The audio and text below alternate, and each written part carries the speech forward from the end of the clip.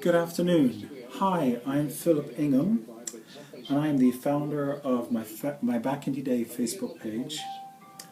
I want to talk to you tonight about a story that has been going on for many, many years now, titled the Amityville Horror. I'm sure you've all heard about it.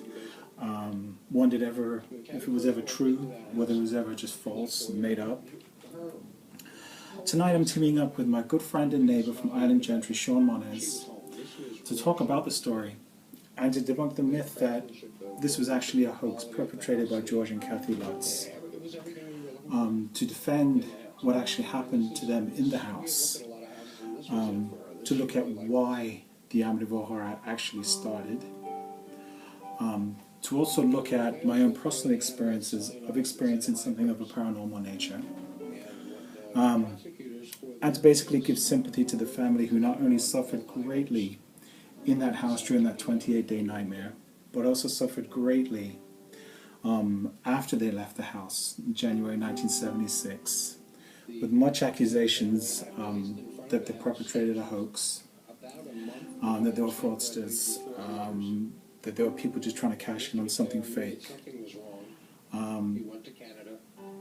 Also, 13 months earlier, a murder did take place at 112 Ocean Avenue, which basically kicked off the Amityville Horror. Ronald DeFeo, in his testimony, November 1974, said that he heard voices in the house telling him to kill his family. Is that true? Did it actually happen? I'm going to try and debunk that myth tonight on my first episode on YouTube. So I hope you find my video enjoyable, insightful, and also pays great respect to George and Kathy Lutz, who I believe went through a terrible ordeal during the 28 days. May they both rest in peace and be with God now. Enjoy the video.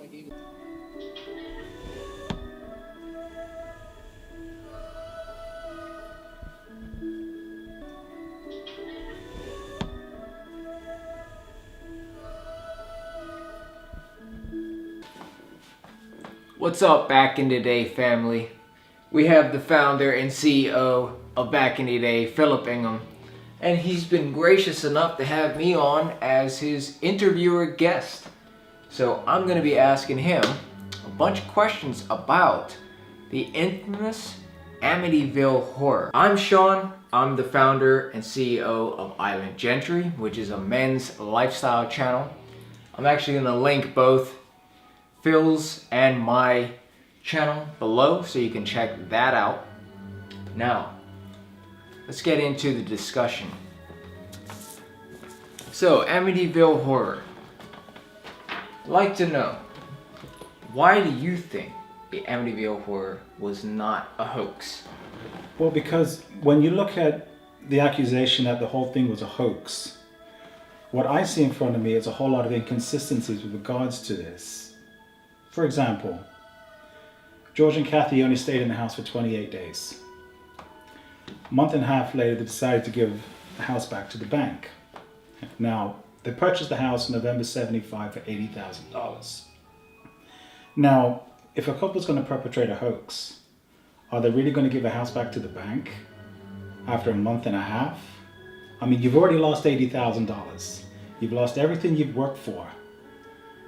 So it doesn't make sense if you've got that mindset that you're going to create a financial fraud, that you're actually going to say to the bank, you can have the house, don't want it. So you're saying people said that they gave their house back. Did they ever recover? They never recovered. The money for the house? No, they never did. They never did. The research that I've found is that they lived very modest. Kathy and George actually lived on food stamps for a while before they got themselves back on their feet. So that's interesting to think. Why would someone give up their house if, they're supposed to be gaining from this? Absolutely. How does that make sense, right? Well, this is what's been going through my mind for many years. And, a quote from George Lutz on the History Channel, basically he said, the house became unlivable. There was no reason to stay there anymore. So that's consistent with his actions about giving the house back to the bank. That the place was unlivable. You just couldn't stay there any longer. Might I also add that people say, oh, they got into financial difficulties with the house. Well, they only stayed there 28 days. They didn't have time to get into any financial difficulties. Maybe they in financial difficulties before they got the house? No, George had an excellent job as a surveyor, making good money. He purchased the house for a reasonable price of $80,000. So there was absolutely no problem with them with the house. Yeah, so that's interesting. Why would they move out like that, lose their house, if this was a hoax? Absolutely. I mean, it takes something profound for two people to give up something that they've worked so hard for. Yeah, so clearly there was an issue. There was something wrong. There was something very wrong there.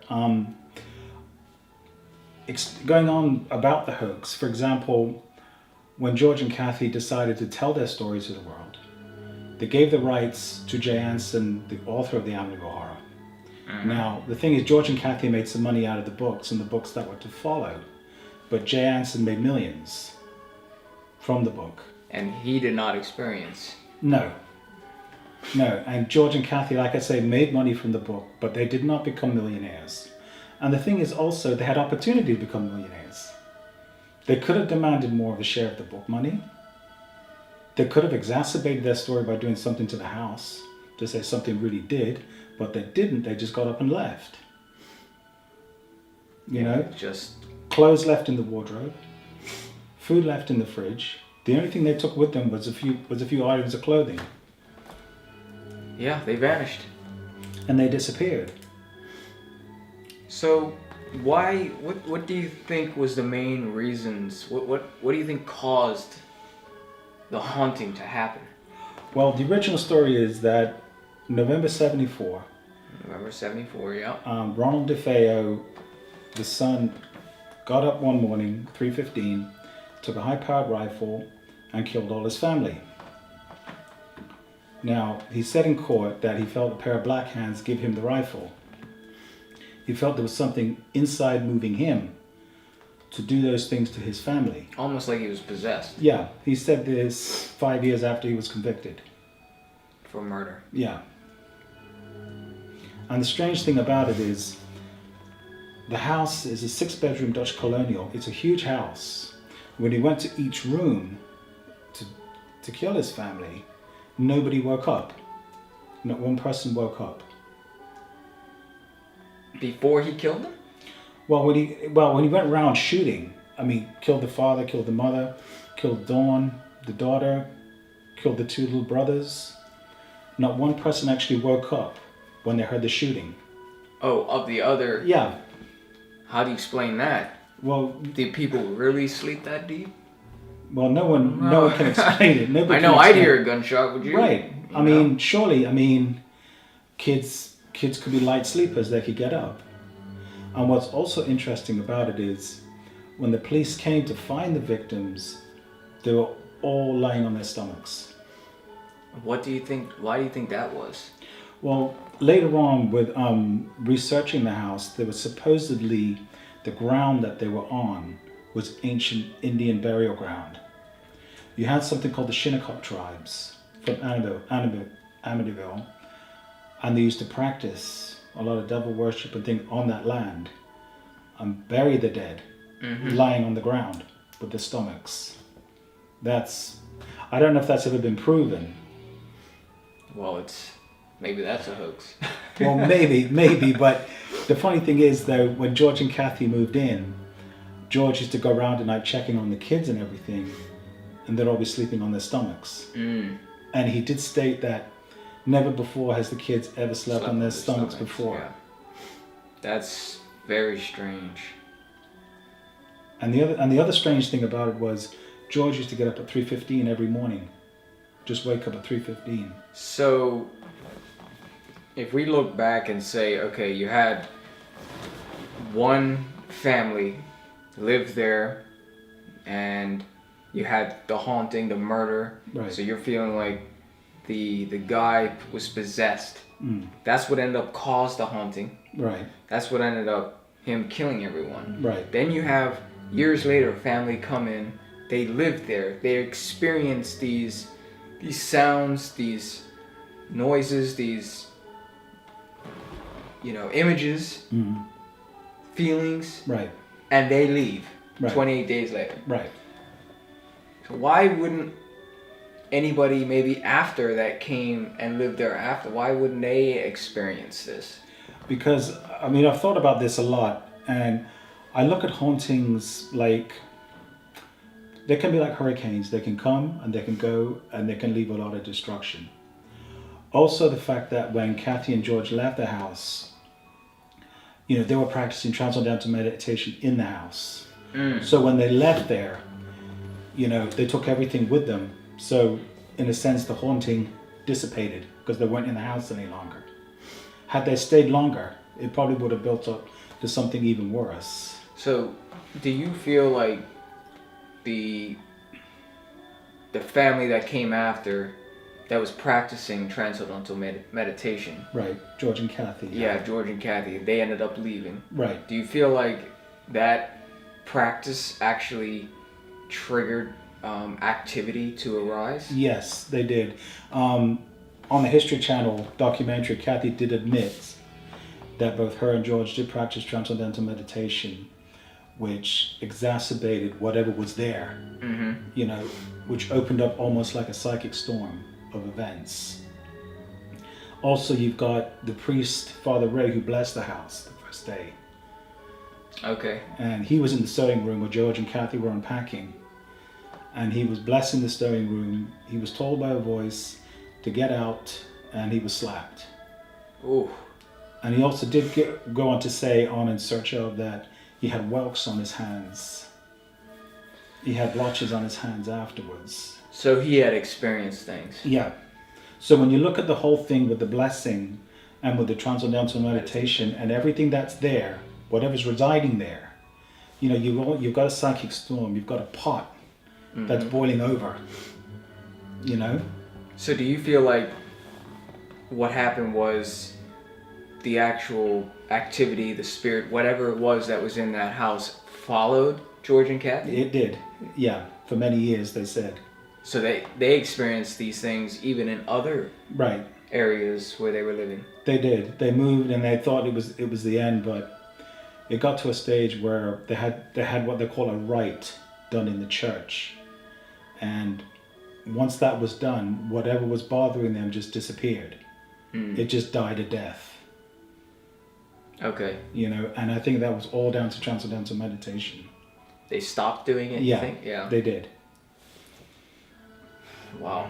Do you feel like maybe the people that ended up getting killed in the house, do you feel like that family ever practiced transcendental meditation? No. There was a rumor that on the History Channel that there was things happening in the house before. Ronald Defoe was saying that things were going missing. You'd hear banging and noises, and that supposedly an exorcism was performed in the house long before George and Kathy moved in. But the church said they have no documentation to say that this event actually happened. Okay. So I just think it was a case of the murders, whatever was there, it was just building up to something serious. Until it actually happened. Yes. Okay. Interesting events. Yeah. I'd like to ask you a question in regards to your own experience in life. Have you ever experienced spirituality, higher power, presence in your lifetime? I did when I was a child. Moving into a house, April 77. Where were you? I was in Nottingham. In England. And I remember going into the living room and just, like children always do, they look around, they're curious, And I remember my back was up against the wall of the living room. I could feel the outline of something, someone's shoulders. Like when you're at work and someone's peering over you? Yep. And that's exactly the feeling that I got, that someone was peering. Spooky. Yeah, and it flummoxed me. And I just moved on out. So you said you were young. Yeah, I was only 6. 6. So you feel like that impacted you for the rest of your life? I don't know really. I think Maybe to some degree. to some degree, it's given me maybe more of an appreciation that there's more out there than we really understand. Okay, here's a question. Do you feel like that experience that you had helped you to believe what happened in the Amityville Horror? Absolutely, absolutely. Because you'd experienced something yourself. Yes, absolutely. Because the way George and Kathy are talking, like for example, George says on the documentary, we each saw things so drastically different from the next person that it was very hard for us to communicate as a family. Right. Now, when you hear that statement, that is a very profound statement. Sure. That's in 2001, and these events happened in 75, 76. So when you hear that, it's like there's so much more to this than just a simple hoax. Because that's exactly how it would be. You know? Like, for example, Chris said, one day they were all in the kitchen, and something came through the door, knocked over the peanut butter plate, dissipated into the wall, and they all looked at each other like, well, what the hell was that? You know, I mean, when you see those statements that George and Kathy made, there's so much more deeper. They're deeper, yeah. It's deeper. And I think because you have an appreciation for what they're saying. Right. Well, there you have it, guys. Anything else you'd like to add about Amityville Horror before we wrap this one up? Well, I'd just like to say also that, you know, in terms of the hoax theory, George and Kathy had an absolute golden egg in front of them to make millions, to set themselves up for life and their kids. Right. And they didn't take it when it was there. They got with Chris Gugas in July 79 before the movie came out. He was either the second or third best lie detector person. Right. They both passed.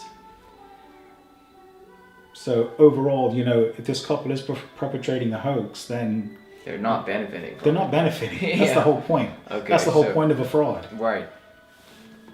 I got you. Yeah. So I'll be interested. What do your fans think about this? Hey, leave Phil a comment. Do you have any opinions on the Amityville Horror? Have you experienced, spirituality or a ghost in your life? Let him know on his page, Back in the Day. I'm Shaun from Island Gentry. We have Philip from Back in the Day. And that wraps up our little recap of the Amityville Horror. Thank you, Shaun. Thanks for having me on the show, Phil. Yeah, appreciate that. Take care, guys.